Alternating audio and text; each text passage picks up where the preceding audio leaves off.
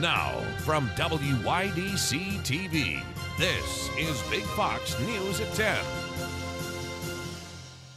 Good evening. I'm Scott Beadle with Big Fox News. We begin with those really gusty winds that cause problems across the Twin Tiers. The winds caused scattered power outages in Steuben County. The towns of Catton, Wayland, and South Dansville reporting the most outages. Those power outages fluctuated during the day between a couple hundred to nearly 1,000 customers without power. If you're using a generator, make sure that you plug items directly into your generator and don't try to feed that through your electric system, because sometimes that'll backfeed through the lines. An electric worker trying to get your utility power reestablished can get electrocuted that way. You want to use a generator outside of your home, away from any air intakes. Carbon monoxide produced by a generator can kill you. If your power does go out, make sure you contact your utility company and advise them that your power is out. Don't just assume that they know that it's out in your area.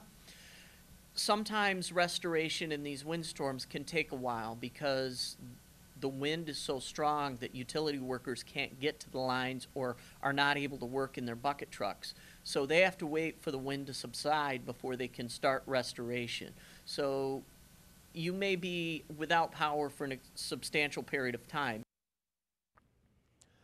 The Office of Emergency Services also reminds the public to stay inside when possible during those high winds to avoid falling trees and branches, and if you are driving, to keep two hands on the wheel in case a sudden gust of wind pushes your vehicle.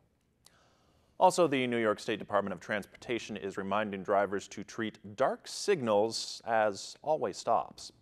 In the event that a traffic signal is malfunctioning or completely out of service due to a power outage, drivers should come to a complete stop, then take turns proceeding through that intersection. Fortunately, the winds are calming down somewhat tonight, and temperatures are also dropping. Meteorologist Kim Walker has your Big Fox forecast. Well, it definitely has been a gusty day with gusts up to around 50 miles per hour. Sustained winds have been up to around 45 miles per hour. But the good news is high pressure is building in. And although it's going to be breezy tomorrow, it's not going to be quite as gusty as it was today. There could be some isolated snow showers as we start off the day, but then giving way to a little bit drier conditions. On Wednesday, our snow chances will return in the afternoon. There could be up to around an inch or so. But then by the end of the week, we are expecting a little bit warmer conditions. But with that breeze tomorrow, those temperatures are going to feel so much colder. Our highs will be in the mid-20s, but it's going to feel like single digits and teens throughout the day because of the breeze that will be up to around 15 miles per hour. Tonight, we drop down into the teens. 14 degrees in Elmira and also in Corning, Mansfield the same.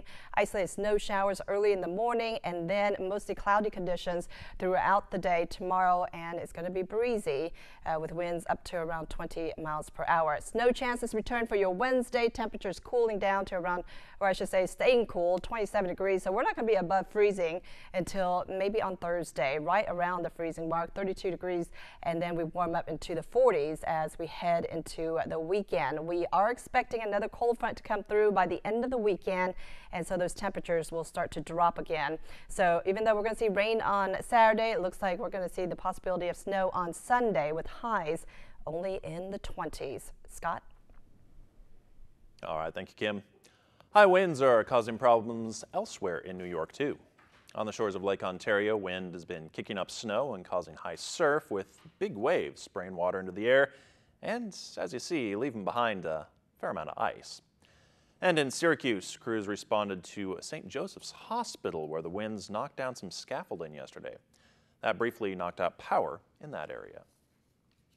We'll be right back.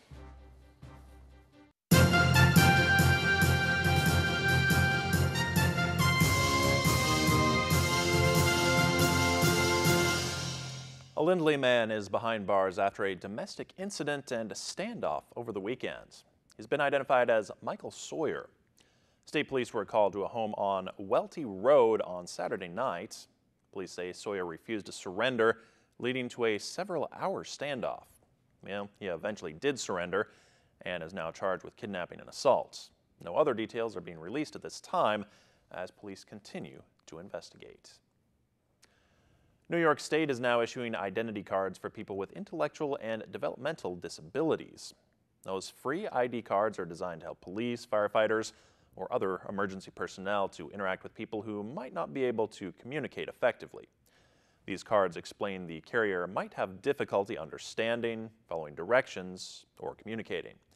The back of the card includes identifying information as well as an emergency contact. The cards can be requested through the State Office for People with Developmental Disabilities. Well, thank you for joining us on Big Fox News. Have a great rest of your evening.